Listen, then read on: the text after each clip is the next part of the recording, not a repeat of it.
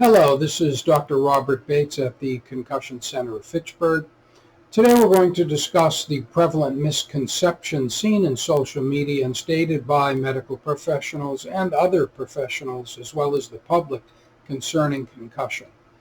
Before we do that, I'm going to go briefly through my education. I am a 1978 graduate pre-med biology major, Clark University in Worcester, a 1985 graduate magna cum laude chiropractic school in Davenport, Iowa, Palmer College. I was a 1989 graduate of the Carrick Institute first program in chiropractic neurology diplomate status.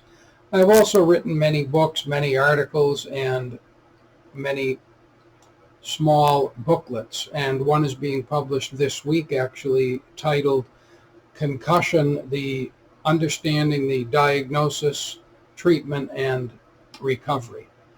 So I also have recently graduated 3 years ago through a 1-year vestibular fellowship in vestibular rehabilitation, and last year graduated from a 1-year program in mild traumatic brain injury. So I've been looking and evaluating and treating patients with concussion for many, many years. The first misconception we see is that you have to hit your head to have concussion. This is not true. In most concussions, you actually do not hit your head, but your body accelerates, causing your head to accelerate. And many different factors come into play as to the severity, especially if there's a rotational component. We see this in sports where the body is hit so hard that there is rotation and a quick acceleration of the head. The second misconception is you must lose consciousness to have a concussion. Most people that have a concussion do not lose consciousness. It is true that one of the categories for severity shows the longer you are unconscious, the more likely you will have a more severe concussion, however. Number 3 is your symptoms must start immediately after concussion. This is not true. It depends on where in the 50 to 100 billion neurons the damage is in your brain as to when you will start having symptoms. A concussion is gone when the symptoms are gone. That is not true. As a matter of fact, the most current research shows that a much larger percentage of people have ongoing oculomotor or balance or gait abnormalities for a very long time and sometimes permanently. One of the more interesting studies is showing that a large number of people have abnormal blood flow, cerebral blood flow in their head, which may be permanent. Number 4, concussion is gone when the symptoms are gone. This, of course, is not true because we very often see symptoms lasting forever, but very often if the symptoms are slight, the person accommodates or reintegrates or habituates to the problems and they feel normal, but specific testing will usually show they are not normal.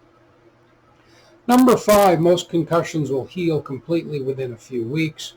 This again relates to what I just talked about. Many people in the neuroliterature they're not healing completely and certainly not in a few weeks. Number 6, if you have a concussion, the signs are obvious. Again, depending on what part of your brain is hurt. You may only have symptoms when you do very specific certain things. You might have a very small abnormality in emotionality or a small problem with autonomics where your blood pressure or pulse rate are not controlled quite normally in response to gravity change and things like that. Number 6, if you have a concussion, the signs are obvious. That is not true. Again, for the vast majority of people, they are obvious. At least some of the symptoms are obvious, but very often some symptoms are not obvious. Number 7, 3 weeks of rest is the best thing for concussion. The neuroliterature says 2 days of rest and then very careful reintegration of activity or reintroducing activity, and specifically below any type of metabolic limit, and that will give the best result. That also includes exercise as well as brain function. Number 8, people say my MRI, my CT scan was normal, so the emergency room told me I did not have a concussion. This is based on people that are talking when they really don't know the research. Almost all CT scans, MRIs, and contrasted MRIs are normal with concussion. People will also state that their cognitive testing was normal and therefore they didn't have a concussion. And again, you could have a very specific abnormality of just some oculomotor eye function activity or anything else that might not involve direct cognitive testing. This is a good point to bring up the fact that multimodal testing with at least integration of 6 different subtypes of concussion in evaluation is necessary to really evaluate a concussion, such as we do at the Concussion Center of Fitchburg. The 10th misconception is that people will get CTE or chronic traumatic encephalopathy or some other type of demyelination or degenerative neuronal disease in their brain. Presently, we do not know who will develop CTE.